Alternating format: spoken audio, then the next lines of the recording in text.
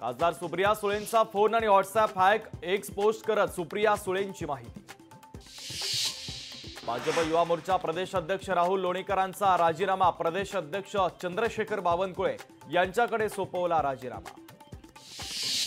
अजित पवार किती टॅक्स भरतात हे जनतेला माहिती आहे, दमानियांच्या अजितदादांवरील टीकेला सूरज चव्हाणांचं उत्तर।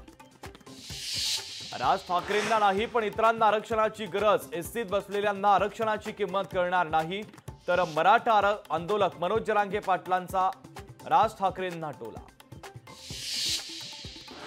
काल नारळ शेण फेकणारे दिल्लीच्या अब्दालीचे कार्यकर्ते, अहमद शहा अब्दालीची सुपारी घेऊन काही लोक काम करतात, मनसेच्या राड्यावरती राऊतांची प्रतिक्रिया। घोटाळ्याचा तपास करणारेच घोटाळ्यामध्ये सहभागी, हिंडनबर्गच्या सेबी अध्यक्षांवरील आरोपानंतर काँग्रेसचं ट्विट। कुर्डुवाडी येथे मराठा समाजाने अडवली शरद पवारांची गाडी, आरक्षणासंदर्भात भूमिका स्पष्ट करण्याची मराठा समाजाची मागणी। राज ठाकरेच पवारांच्या घरचे उंबरठे झिजवायचे, राज ठाकरेंच्या सोंगटी टीकेला राऊतांचं जोरदार प्रत्युत्तर। सेबीच्या अध्यक्षांची बनावट, परदेशी कंपन्यांमध्ये भागीदारी, अमेरिकन संस्था हिंडनबर्ग रिसर्चच्या अहवालात दावा, सेबीच्या अध्यक्ष माधवी पुरी बुच यांनी आरोप फेटाळले। नागपूरमध्ये नागरिकांचं सिमेंटच्या रस्त्यांच्या विरोधात आंदोलन, आणखी सिमेंटचे रस्ते न बनवण्याची नागरिकांची मागणी। विधानसभा निवडणुकीमध्ये मुस्लिम समाजाला 40 जागा देण्यात याव्या, महाराष्ट्र प्रदेश काँग्रेस कमिटी सरचिटणीस मोईज शेख यांची मागणी।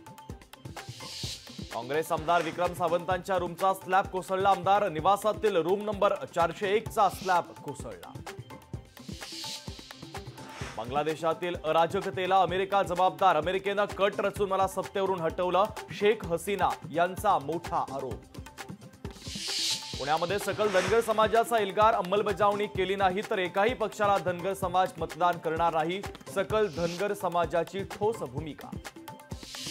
पंढरपूर, सांगोला आणि म्हाड्यामध्ये महायुतीच्या बंडखोरीचे वारे, तर दीपक साळुंखे पाटील, बबनदादा शिंदे बंडखोरीच्या तयारी।